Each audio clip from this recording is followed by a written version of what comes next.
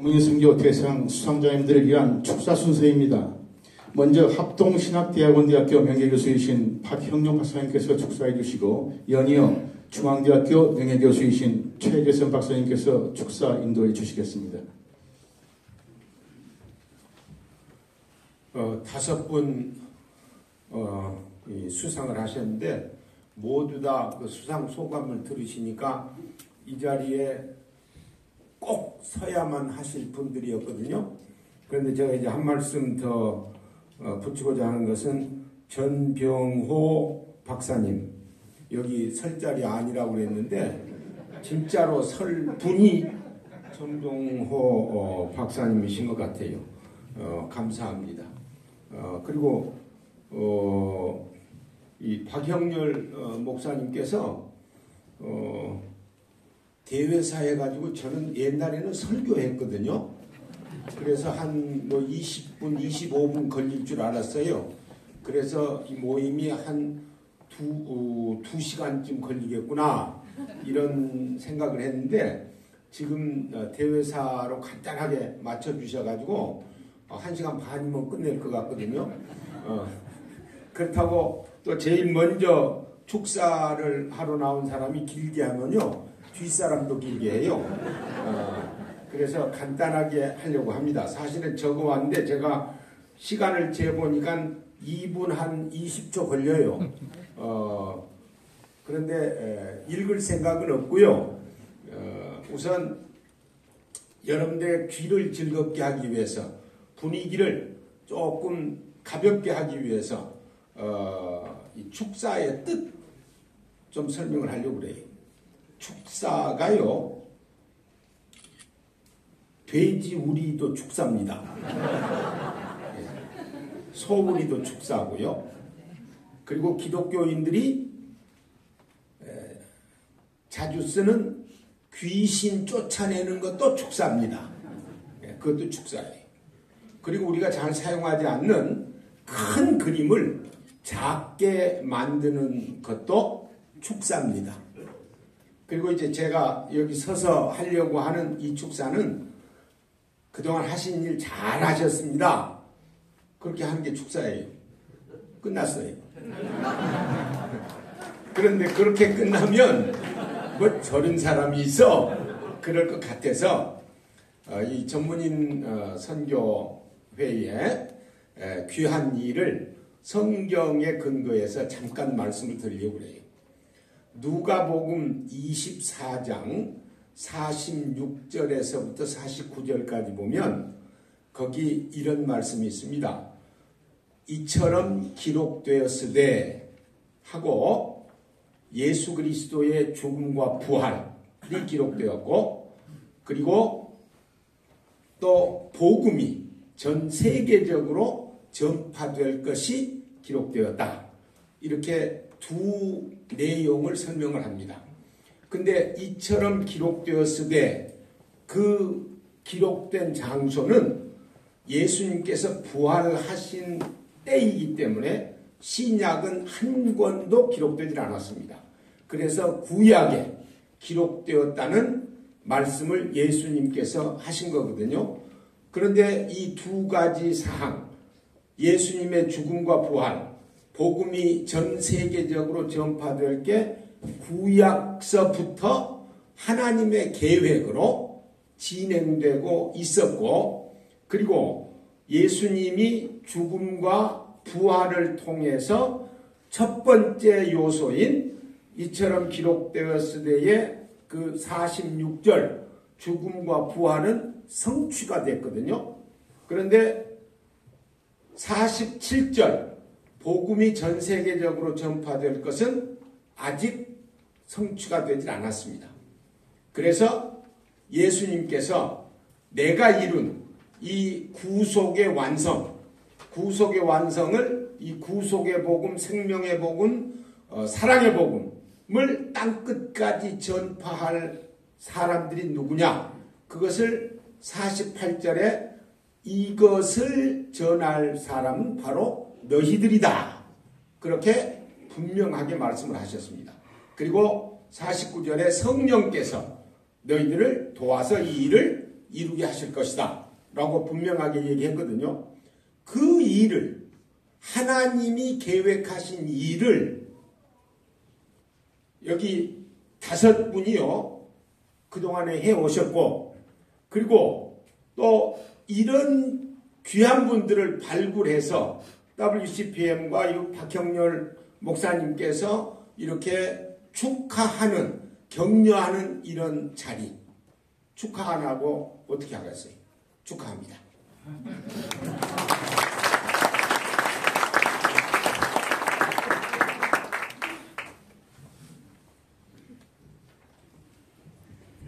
오늘 이렇게 귀한 시상식을 베풀어 주시는 우리 하나님께 감사와 영광을 드리고, 하나님께 우리 다 같이 박수를 한번 올려주세요. 오늘 5분을 배우니까 정말 평소에 존경하던 분들이고 귀한 일들을 참 많이 하셨습니다. 너무 귀하고 아름다운 일을 하셨기에 제가 엎드려 큰절을 드리고 싶지만 이렇게 그냥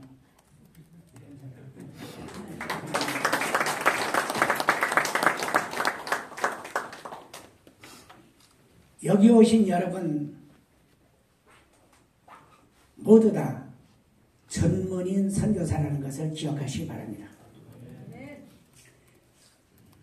엄마 전문인, 아빠 전문인, 사장 전문인, 선생님 전문인, 전부 전문인으로서 여러분이 세상에서 복음을 전할 수 있는 기회를 가지고 계신다는 사실을 여러분 기억하시는 건 대단히 중요하다 이렇게 생각을 합니다. 오늘 5분이 너무 귀한 일을 하셔서 상을 받으셨고, 또 하나님께서도 큰 상을 앞으로도 많이 준비하셨을 것으로 믿고요. 참 다시 한번 제가 박수를 올리면서 여러분도 다 같이 전문인이기 때문에 이분들처럼 전문인으로서 가정과 직장과 엄마로서 아빠로서 복음을 전하시기를 바랍니다. 왜냐하면 제가 75년부터 지금까지 한 50년, 48년 동안 중앙대학에서 지금도 복음을 전하고 있습니다. 나이 87. 지금도 로마서 성경을 가르치면서 채플에서 설교를 하면서 복음을 전하고 있는데, 한 가지 가슴치고 안타까운 것은 목사님 아들들, 또 각 교회에서 청년회 회장을 했다고 하는 친구들 구원의 확신이 제대로 없어요. 참으로 안타깝습니다.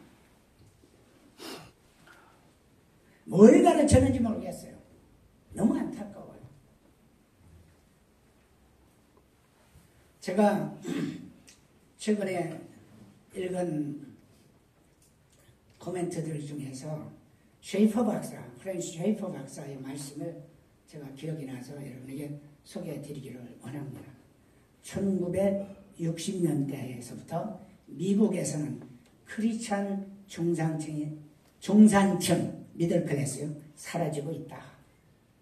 크리스찬 중산층이 뭔가 했더니 자기는 예수를 믿고 구원의 확신을 갖고 믿음으로 살면서 아들과 딸들에게 그 유산을 넘겨줄 수 있는 사람이 중산층이라는 얘기입니다.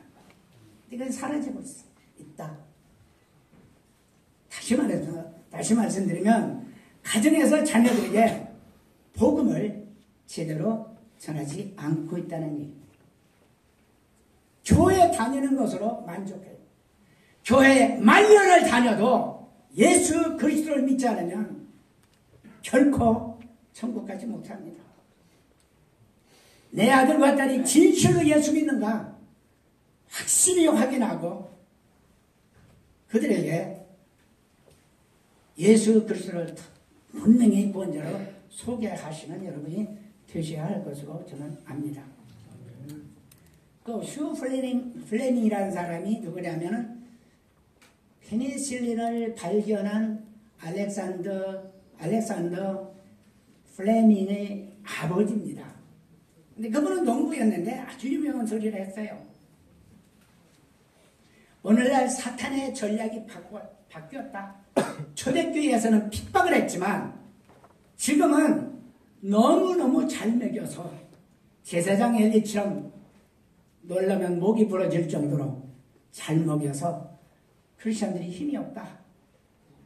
이런 말을 했던 것을 기억이 납니다. 제 나이로 초등학교 1학년 때 일제, 그 다음에 중학교 1학년 때 6.25 모든 사건을 다 경험하면서 한 가지 느끼는 것이 있다고 한다면 참 우리가 어려울 때는 참 기도 많이 했습니다. 아이들에게 믿음의 훈련을 잘 시켰습니다. 근데 요즘 아이들이 참 믿음 갖고 있질 않아요. 믿음 유산을 제대로 넘겨주는 부모가 별로 없다는 얘기입니다. 교회가 알아서 해주겠지, 목사님이 알아서 해주겠지, 선생님이 가르쳐주겠지, 천만의 말씀이에요. 그럴 수도 있겠지만 정말 부모가 자식에게 믿음의 유산을 넘겨주지 못하면 심각한 위기를 초래한다는 것을 우리는 잘 깨달아야 될 것 같습니다. 제가 여러분에게 항상 이 자리에 설 때마다 심각한 말씀을 드립니다만 사실 복음을 전하는 것처럼 행복한 게 없죠. 그러셨죠? 너무너무 귀한 겁니다. 제가 중앙대학에서 정작책을 5권도 쓰고 교수를 35년 하고 복음을 50년째 전하고 있지만 참 하나님께 감사한 건요. 수많은 학생들이 저한테 지금 만나면 고백하기를 교수님, 제가 교수님으로부터 경제학을 배워서 사람이 된 게 아니고요. 교수님으로부터 예수 소개받아서 지금 이 사람이 됐습니다. 이렇게 고백하는 학생들이 박수 치실 게 없어요. 하나님께서 하셨습니다. 그런 학생들을 만날 때마다 참 경제학으로 제가 아이들에게 삶의 의미와 가치와 인생의 장래를 전하는 것보다는 예수 그리스도를 그들에게 가르쳐줬기 때문에 그들이 오늘도 수십 년 후에 지금도 그것을 감사하고 있다고 하는 사실. 여러분의 자녀가 세상을 마감하면서 우리 엄마가 우리 아빠가 예수 제대로 소개해 줬다고 하는 그러한 고백을 할 수 있도록 자녀들 믿음의 유산을 꼭 잘 밀려주시기를 바랍니다. 그리고 아까도 말씀드렸지만 엄마는 엄마 직장인 선교인이에요. 아빠는 아빠 직장인 선교인이에요. 복음을 전하세요. 오늘날 한국교회 대부분의 신자들이 복음을 전하지 못한다는 거예요. 목사님들 여기 많이 계신데 성부하고 저도 목사지만은 목사가 설교는 참 잘하는데 생명 하나하나를 예수 그리스도에게 바쳐드리는 일을 과연 한 달에 몇 번을 하고 있는가, 몇 사람에게 하고 있는가 반성해 볼 필요도 있습니다. 설교를 10,000번, 10,000,000번을 해도 생명 하나 구원하지 못하면 아무런 의미가 없습니다. 제가 이렇게 지나치게 강조하면서 여러분들 긴 시간을 들여서 말씀드립니다. 제가 대학에서 느끼는 겁니다. 연합원에 보내신 대학생들, 우리 중앙대학생뿐이 아닙니다. 소위 목사님, 장로님, 또 청년회장, 아들들 청년회장, 성가대원이라고 하는 학생들 보면 믿음 발견할 수 없습니다. 깊이 생각해 주시고 제발 좋은 학생들, 믿음의 유산을 받은 학생들 대학으로 보내주셔서 걔들이 또 다른 위대한 선교사들이 될 수 있도록 힘써 주시기를 간곡히 부탁드리며 제가 이렇게 큰절 올릴게요. 감사합니다. 두 분 대표님께 다시 한번 감사의 박수 부탁드립니다. 다음은요, 전 총신대 총장이시며 현 한국 코멘니우스 연구소장이신 정일웅 박사님께서 축사해 주시고, 연이어 전 카트 회장이신 김태현 박사님께서 축사해 주신 후에 2010 수상자시고 한국기독교문화예술연합회 회장이신 김소엽 교수님께서 시낭송을 해주시겠습니다. 저도 먼저 오늘 대상을 받으신 5분에게 진심으로 축하 인사를 드립니다. 감사합니다. 제가 매년 행하는 이 행사에 초대받아 와서 볼 때마다 정말 전문인 선교가 얼마나 중요하다는 것을 크게 도전받고 있습니다.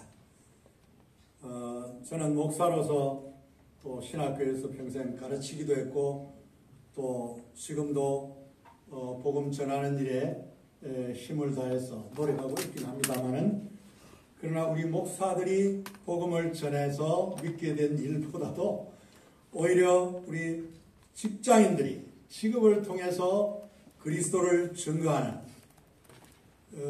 그 선교적인 삶이 더 큰 영향을 끼치고 있지 않나, 저는 그 도전을 많이 받게 됩니다. 제가 최근에 여러분들 아실지 모르겠습니다만은 선교 역사를 이렇게 한번 들여다보면서 무엇을 발견했냐니까, 우리 개신교 역사상 해외에 가서 복음을 전했던 선교사로서의 역할이 목사가 하기보다는 오히려 직장인이 했던 것이 기록 문서로 나온 것을 제가 보았어요. 그래서 개신교 선교 해외에 나가서 복음을 전한 선교사는 흔히들 알고 있기로는 영국에서 파송한, 인도에 파송한 윌리엄 캐리로 알고 있습니다. 물론 그분은 인도의 선교사로 파송되어서 훌륭한 일을 했던 분입니다. 그러나 그것이 개신교 역사상 최초의 선교사 파송으로 대개 소개하고 있습니다. 그런데 제가 읽었던 문서 가운데서는 그보다도 59년 전에 윌리엄 캐리는 1793년에 파송이 되었고, 제가 지금 이야기하고자 하는 이 선교사는 두 분이 최초로 파견되었는데, 이분들은 어디서 파송되었냐니까 소위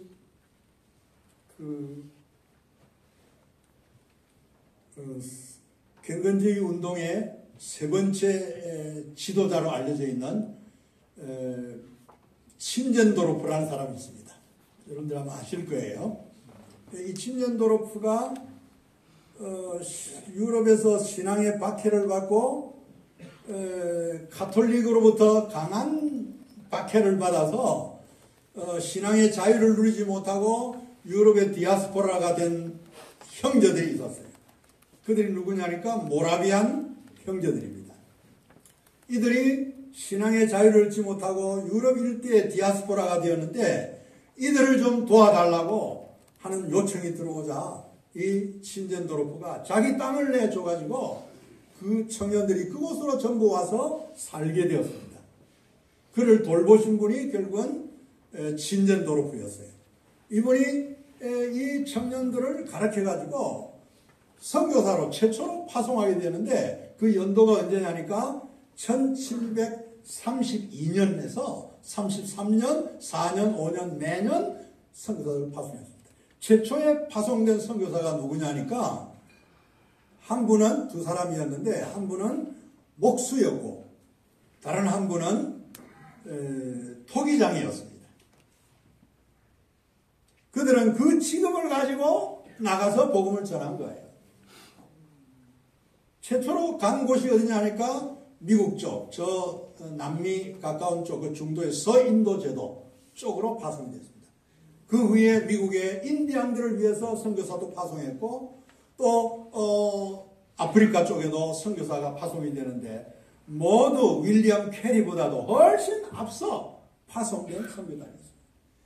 그들은 모두 자비량으로 자기 직업을 가지고 가서 복음을 전한 사람들이었어요. 오늘 선교사와는 비교가 잘 안 되는 그런 분들이었어요. 생각해 보니까 바로 오늘 매년 이렇게 전문인 사역자들을 표창하고 있는데 이게 도대체 어떤 일인가 하고 저는 연구를 해보니까 결국은 우리 평신도들의 복음 선교 사역이었고 자기 직업을 가지고 자비량으로 하는 선교라는 사실을 확신하게 되었습니다. 바로 그 일에 이미 우리 한국에서는 앞서 이렇게 훌륭한 이번에는 5분이 뽑혔습니다만은 그 일에 헌신하고 있는 이것이 얼마나 자랑스러운지 말로 다 할 수 없고 우리 한국교회는 앞으로 이 자비량 선교로 나아가서 그리스도의 복음을 전하는 이 일이 우리 성직자들이 하는 일보다는 훨씬 더 하나님이 이 시대에 요구하시는 일이라는 사실을 깨달으면서 여러분들에게 앞으로 우리 모두 다 이와 같은 삶을 살다가 주님께로 갈 수 있기를 축복드리는 것입니다. 감사합니다.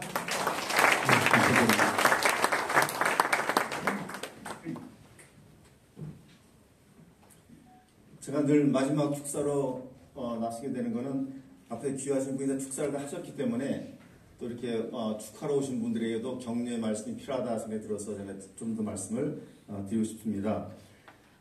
제가 오늘 이 여전도 회관 올라오는 도중에 보니까 고산 윤선도의 오가가 이게 묘비가 있더라고요. 돌로 된 묘비가 수석 송주월 5 친구가 있는 것 마찬가지로 오늘 이제 5분이 귀하게 또 상을 받으시는 모습을 보면서 제가 지금 우리가 살고 있는 시대가 지금 AI 시대인데 AI 시대는 Artificial Intelligence라고 이렇게 보통 얘기를 하지만 AI의 5가지 귀한 속성이 뭐냐면 정직성, 정확성, 투명성, 중간성, 융통성입니다.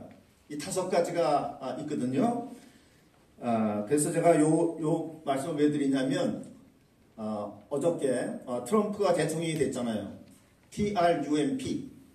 그래서 이 정직성 TRUMP를 이 5가지에다 비교해서 말씀을 드리고 싶은 게 있습니다. T는 truth.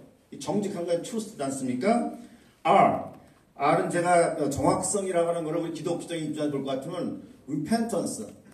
회개가 제일 중요한 거죠. 지금 회개하지 않기 때문에 우리 기독교가 지금 이렇게 어려움을 겪고 있지 않습니까? 3번째, 투명성. transparency라고 얘기할 수도 있지만 유니까 unveiled. 베일을 벗긴 거예요. 마치 성소의 휘장이 갈라지는 것처럼 베일을 벗긴 투명한 삶을 살아야 되는 겁니다. 인격이라고 하는 말은 페르소나, 가면이라고 하는 말에서 나왔기 때문에 많은 사람들이 인격을 갖춰야 된다 얘기를 하지만 그건 가면을 쓴 인생을 말하는 것이고요.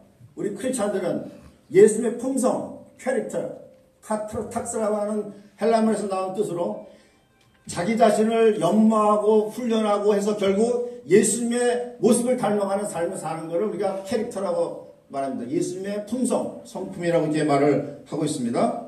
자, 4번째, 중간성, 미디움.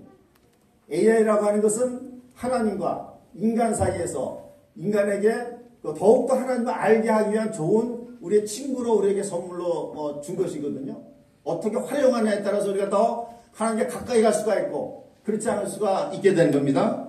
자, 마지막 5번째, P는 융통성이라고 얘기를 하는데 저는 이걸 프로페셔널, 우리 전문의 선교라고 하는 것은 아까 박사님 교수님들이 말씀하신 것처럼 목사와 평신도의 이분법으로 갈라진 그런 개념이 아니고요. 제3의 길의 연합으로서 창조적 중용을 가지고 어째든지 세상을 변화시키고 변혁시키기 위해서 자기 직업을 가지고 직업의 전문성, 사역의 전문성, 언어의 전문성, 지역의 전문성, 성령의 기름 부으심을 받고 하나님 부르신 장소에서 생활관의 전도자에 사는 모든 사람들을 우리가 전문인 선교사로 이렇게 얘기를 하고 있는 것입니다.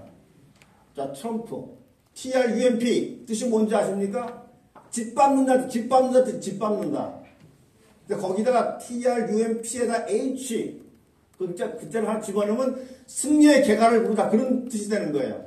그 H는 holiness, heaven, 거룩성을 가져야지만 온 세상을 통치한 지도자가 될 수가 있고 그런 삶을 살 수가 있습니다. 제가 축사에 나왔으니까 축사에 맞게해야 되니까. 그래서 저는 AI를 단순히 Artificial Intelligence라고 해석하는 것이 아니고 AI는 Amazing, Irresistible, Grace of God, 놀라운 하나님의 은총, 은혜라는 개념으로 영적인 해석을 우리가 해야 된다, 그 말씀을 드리기 위해서 나온 겁니다.